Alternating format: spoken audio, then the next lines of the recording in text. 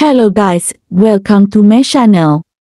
Hari ini saya nak tunjuk bukti pembayaran dari aplikasi Givi Coin Collector.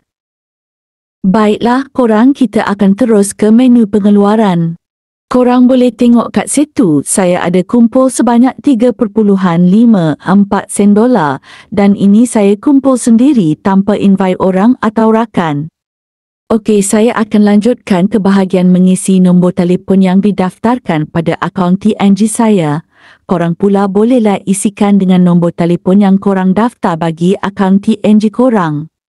Untuk jumlah nilai pengeluaran pula, saya akan habiskan sahaja sebanyak 3.54 dolar.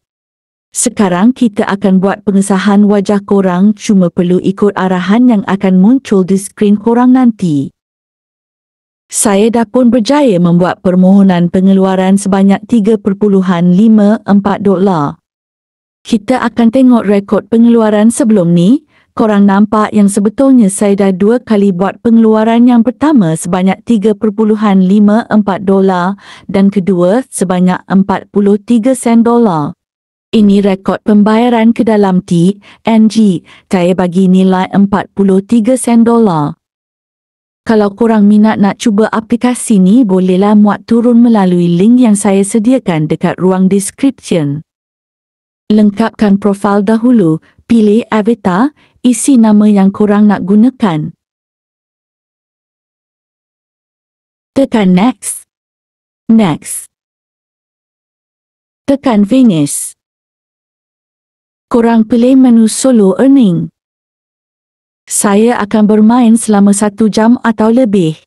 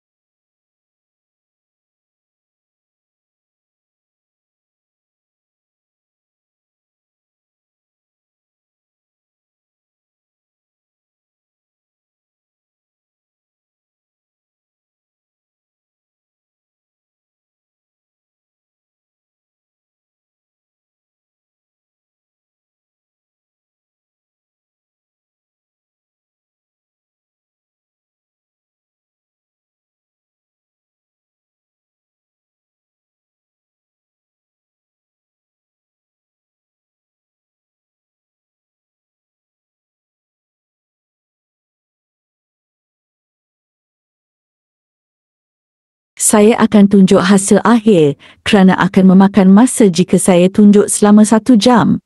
Baiklah korang, saya dah pun main aplikasi ini selama 1 jam 19 minit dan berjaya kumpul sebanyak 19 sen dolar.